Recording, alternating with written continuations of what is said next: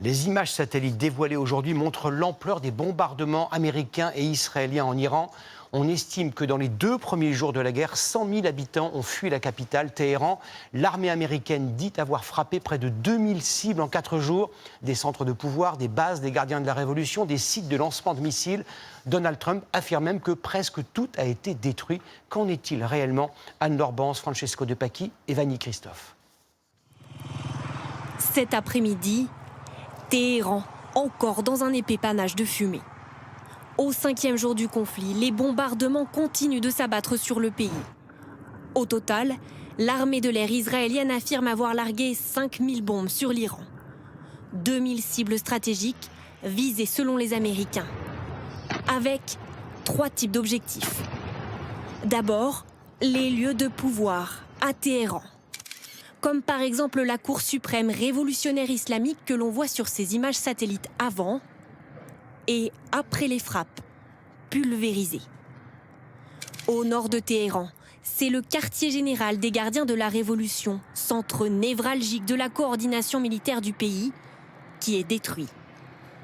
Les relais du pouvoir, comme ce commissariat de quartier, sont eux aussi bombardés.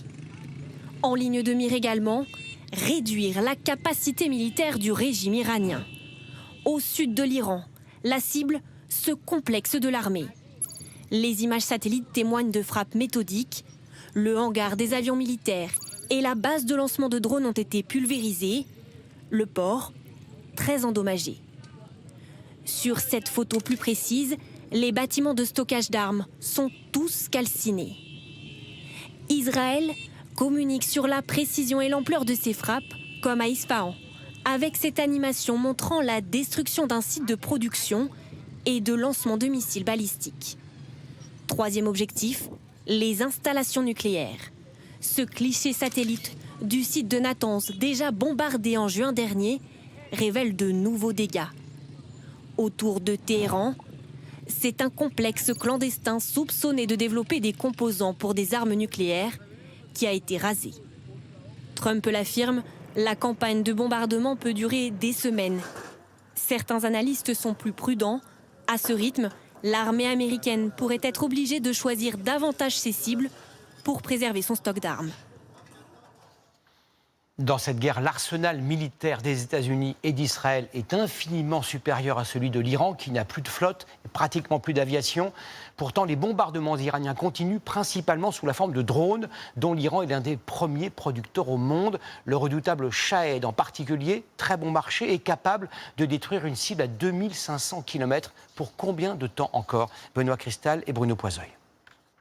La nouvelle stratégie américaine: détruire un à un les drones iraniens avant même leur lancement, dès qu'ils sortent de leur bunker, visible sur ces images fournies par le Pentagone.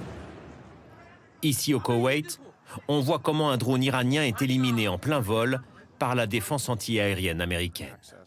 Washington évoque le chiffre de 2500 drones et missiles iraniens tirés depuis le début du conflit, mais affirme que le pire est passé. Les tirs de missiles balistiques iraniens ont diminué de 86% depuis le premier jour des combats. Quant aux tirs de drones d'attaque, ils ont baissé de 73% depuis les premiers jours.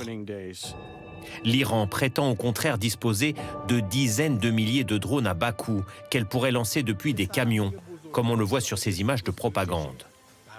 Le drone Shahed, c'est son nom, ne coûte que 17 000 € à produire, 100 fois moins cher qu'un missile classique. Tout est vu à l'économie, 3,50 m d'envergure. Son moteur banal de 50 chevaux équivaut à celui d'une moto. Propulsé par de l'essence classique, sa charge explosive de 50 kg se déclenche seule lorsqu'elle touche le point désigné. Avec une portée maximale de 2500 km, il peut atteindre tous les pays de la région. Sa faible vitesse, 185 km/h, est un point faible, mais 6% des drones finissent par atteindre leur cible, selon l'armée américaine. Pour les experts, les frappes iraniennes pourraient reprendre de façon intensive, à tout moment. Oh, je pense qu'ils ont la ressource pour. Je ne pense vraiment pas qu'en 5 jours, ils aient épuisé leur stock et que les usines ne réapprovisionnent pas en drone Shahed. L'identité de 4 GIs américains tués par un drone iranien sur cette base au Koweït vient d'être rendue publique. Même l'armée israélienne qui élimine ici un drone depuis un hélicoptère reconnaît que les capacités de l'Iran restent importantes.